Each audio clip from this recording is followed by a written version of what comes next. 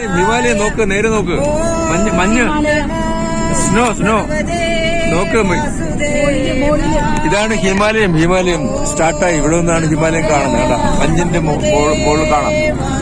അതായത് സ്നോ മുകളിൽ കാണാം.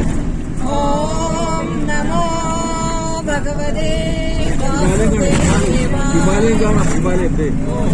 ഹിമാലയം നോക്ക്. കണ്ട മഞ്ഞ് കണ്ട അത്.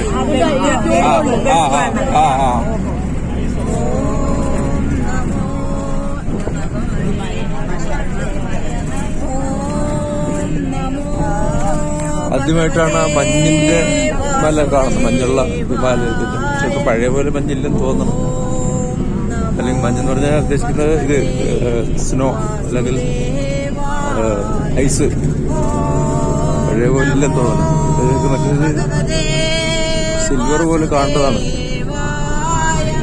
ഞാൻ നേപ്പാളിൽ വെച്ച ഫിഷ് ടെയിൽ എന്ന് പറഞ്ഞൊരു കൊടുമുടിയുണ്ട്. അത് കണ്ടത് അന്ന്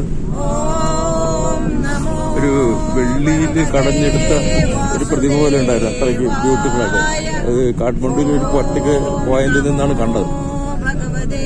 അത് മേഘങ്ങളില്ലാത്ത സമയം നോക്കിയിട്ട് അതിരാവിലെ 6 മണിക്ക് പോയിട്ട് അതിന്റെ ഹോട്ടലിലെ മാനേജർ പറഞ്ഞ് ഞങ്ങൾ രണ്ടുപേരും കൂടെ പോയി. 6 മണി. അതാണ് ഫിഷ് ടെയിൽ എന്നാണ് അവർ പറയുന്നത്. മച്ചി പൂച്ച് എന്ന് പറയും ഈ നേപ്പാളി ഹിന്ദിയിൽ.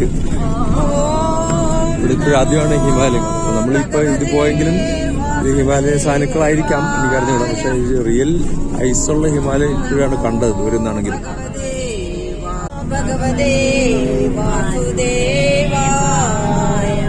ഗംഗോത്രിക്കിനിയും 64 കിലോമീറ്റർ ഉള്ളതായിട്ടാണ് ഒരു സൈൻ ബോർഡ് കണ്ടത്. താഴെ സൂക്ഷിച്ച് നോക്കിയാൽ ഈ നദി കാണാം. പക്ഷെ ഈ വളരെ ഹൈറ്റിൽ ഞങ്ങൾ ഉള്ളത് കൊണ്ട് ഈ പെട്ടെന്ന് കാണാൻ പറ്റുന്നില്ല. കണ്ടോ? കാണാം. ഹിമാലയത്തിന്റെ വ്യൂ ഇപ്പൊ കാണാം. ഏത് കൊടുമുടിയാണെന്ന് അറിഞ്ഞുകൂടാ. പക്ഷെ നിങ്ങൾക്ക് കാണാവുന്ന പോലെ തന്നെ മഞ്ഞ് അല്ലെങ്കിൽ സ്നോ വളരെ കുറവാണ്.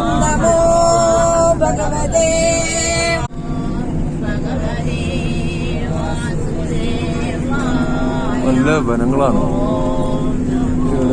ഒരു വാണിംഗ് ബോർഡ് കല്ലുകൾ വീഴാൻ സാധ്യതയുള്ള സ്ഥലമാണ്, സൂക്ഷിക്കണം. എന്ത് സൂക്ഷിക്കുമെന്ന് അറിഞ്ഞൂടാ. ഇതുപോലെ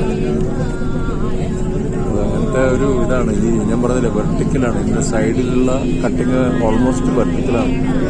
അതാണ് ആ ഡേഞ്ചർ.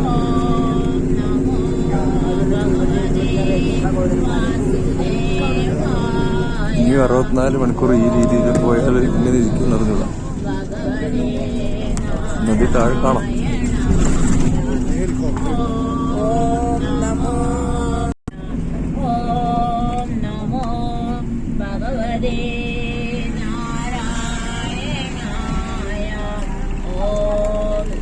വളരെ വിചിത്രമായ ഒരു കാഴ്ചയാണ് ഇത്. കേട്ടോ, ആ രണ്ട് മലയുടെ ഇടയ്ക്ക് ഈ നദി ഒഴുകുന്ന ഒരു കട്ട് ചെയ്ത് വെച്ച പോലെ. പിന്നെ ഇടയ്ക്കിടയ്ക്ക് ചെറിയ സ്ട്രീംസ് ചേരുന്നുണ്ട് ഈ ഇതിന്റെ കൂടെ. അത് കുറെ കാണിച്ചാൽ എല്ലാം കാണിക്കാൻ പറ്റിയിട്ടില്ല.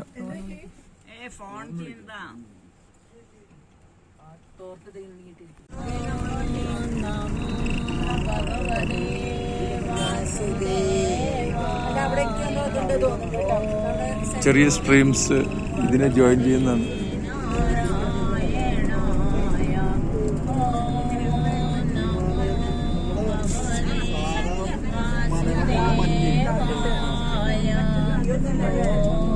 ക്യാമറയിൽ കാണുന്നില്ല.